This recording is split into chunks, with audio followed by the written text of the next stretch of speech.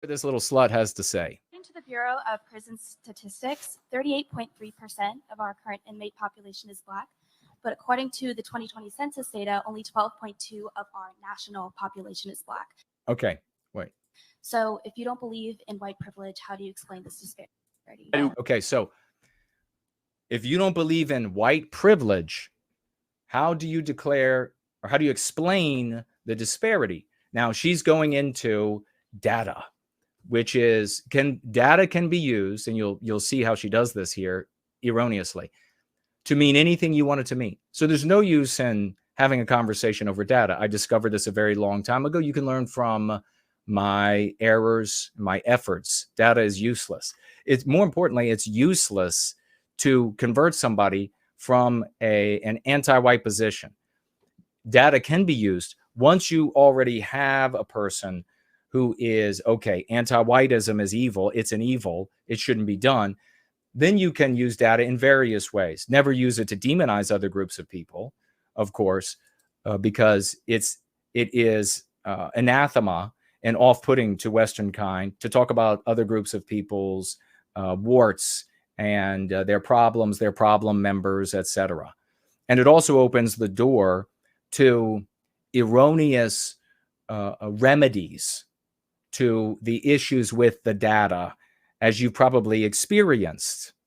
So here she comes out, and what's the pertinent thing for you to hear right here is that this little snide snot is anti-white. She's using the meme pathogen, an anti-white concept, white privilege, which is connotes a very wide sort of like a funnel of explanations, outcomes, causes, etc., that are all anti-white, that you can just bundle up nicely and say, that's anti-white, that's anti-whiteism. So now the most important thing to address here is what? Is it her data? No. If you're a conservative, you think it's her data. You do like what Charlie Kirk just did. You say to yourself, well, are blacks committing more crime? And is that why there are more blacks in the jails? But that's not going to persuade this little anti-white snot. You're not going to dunk on her in a way that other people will be able, a large percentage of other people will be able to hear and repeat effectively. The data is not the problem. The person is the problem. So I want you to look at the person literally as well. How is she dressed? Does she look like a typical anti-white or likely anti-white? What is she implying? What are the unspoken premises? These are the things you have to go after. Very often, it's not what's on the surface, it's what's unspoken. What strategies is she using to make her anti-white point? I want you to go after those strategies. Actually articulate the strategy. You're using this strategy because you're anti-white. Why are you anti-white? If you understand her and where she's coming from, and you focus on the unseen, the unspoken, you have a better chance of defeating her. You have a better chance of persuading her. You have a better chance of persuading an audience to that conversation.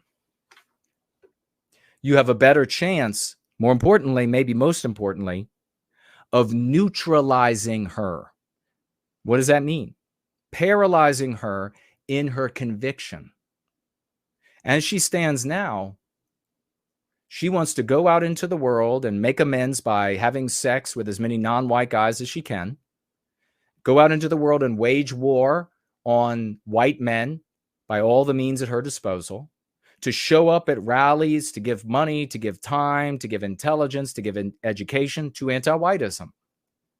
If you can make her doubt the moral imperative of moral imperative of anti-whiteism, you potentially can neutralize all of that. you can potentially make her question how right she and anti-whiteism is, which would undermine all of that, which would keep her out of the rallies for bringing in more brown people into the West, which would keep her out of elected office holders' offices screaming about how they're racists. And that's the victory. How do you describe this, or how do you explain the disparity? Why do people go to jail? Why are Black people in jail at higher rates than white people? Do you see, look at her body mannerisms as well. You can tell this is a snide little bitch. This is the effronterous, holier than thou, and therefore can you see that it's a morality that she feels she has over you? Not data that she feels she has over you, morality that she feels she has over you. Why are Black people? Do you see how she's saying? Forget what she's saying right there. Do you see how she says this? If you can interpret what's really driving her, then you know where to strike. That's the question, right? Maybe because they Yes. commit more crimes than white people. But that's not true. Okay, so did you immediately see this consternation? And she's going to go to another piece of data. Remember, data for human beings is a tire.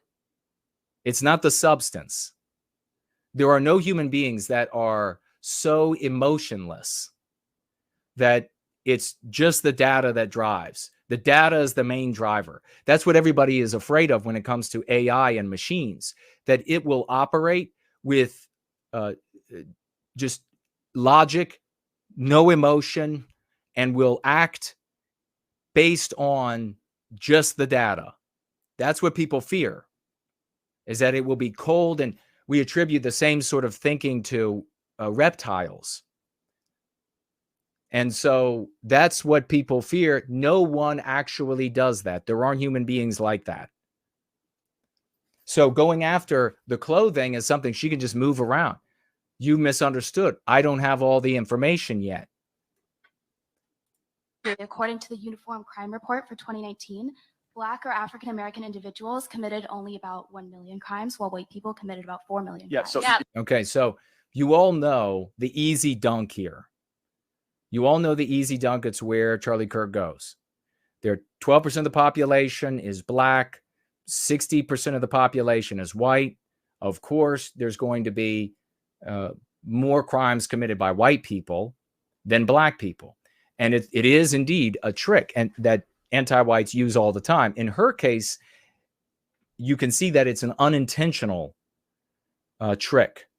She goes from, and they'll mention it here in a minute, proportion to the raw numbers, the percentage of Blacks in the country to their percentage proportion in incarceration. And then she switches the math and goes to raw numbers to continue making the anti-white point. Dunking on this little flip-flop is not the win.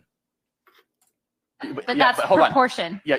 How about the proportion? There's a lot more white people than Black people in the United States. It's a 60% white country and a 14% Black country. So where do conservatives go? And this is where Charlie's going to make his error. And look, he's a bright guy. It's my opinion. Maybe he thinks he did it right. Whatever. All right. I don't dislike him for it, or he's a bright guy, but I believe he makes an error here. And the error is born out of the misunderstanding, the erroneous appraisal, the superficial interpretation. Where is he going to go with this? Where does he have to go? You have a situation where you have a conversation about 12% of the population making up 40% of the prisoners, and you have to answer that question. How do you get there? And how do conservatives answer that question? You hear again, you have the spectrum of white people. The vast majority are on this end. that don't like to talk about our victimization, don't like to acknowledge that white people are targeted, and don't like to say anything bad about non-white people or criticize non-white people. This other end, a much smaller percentage, want to say nothing but bad about non-white people. You know where they would go. They would say racial slurs, etc., focusing on the worst members of any particular group. Where does Charlie Kirk and this woman have to go? So you just proved my point. You switch from proportion to raw numbers. Right. Black people only make up 13% of the population, but they commit 40% of all homicides and 60% of all violent crime. May I see Now listen to the little snots response. your criminology degree? May I see your criminology degree? I mean, this is the kind of like, this is why you're not allowed out of the kitchen. May I see your criminology? You cannot speak on this if you don't have a criminology degree. Get up. Trust that it could get a lot worse than that. This little impudent shit. What a little impudent shit this anti-white is. So did you think, conservative brothers and sisters, did you think she was going to respond with, wow, you know what? You're right about the numbers. I did switch from proportion to raw numbers, and it's cleared up for me now. It's cleared up. I'm a conservative now. Does that ever work for you conservatives? Never. It never does. Stop doing it. Stop doing it. Instead, she comes back with what is actually driving her. Anti-white, immoral, moral imperative, the social morality of our day. And so to cover her bases, if you will, she's resorting to this sort of impudent shit little, I'm more educated than you, and so therefore you are wrong. Anti-whiteism.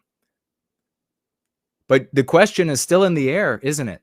Not only for this impudent little shit, but for all these other white people. And look at all these white people, all these white girls. Look at them all. The question is still out there. Why are so many black people in jail? Why is that question out there? Of course, this anti-white came up to this lectern or this mic, and she raised the question of white privilege. And instead of addressing the anti-whiteism in the room,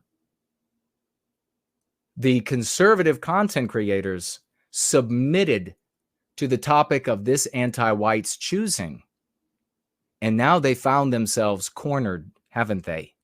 They found themselves in an awkward place that they don't want to be in, answering the question about why so many black people are in jail. What do you think their answer is going to be? Do you have one? Do you have one? I don't, but I'm studying it. Okay, right but now. you. Oh, she studied it. The laws of physics don't change whether or not you're a physicist. Why do blacks have a broken family versus a nuclear family, and does that translate to higher rates of crime? You ready? Why is it that blacks don't have parents, though? Why? Good question. We subsidize single motherhood in this country. White people's fault. Everyone understands the government to be white people. We subsidize single motherhood. We do it. He's owning the anti-white position, what he would call the leftist position, as his own.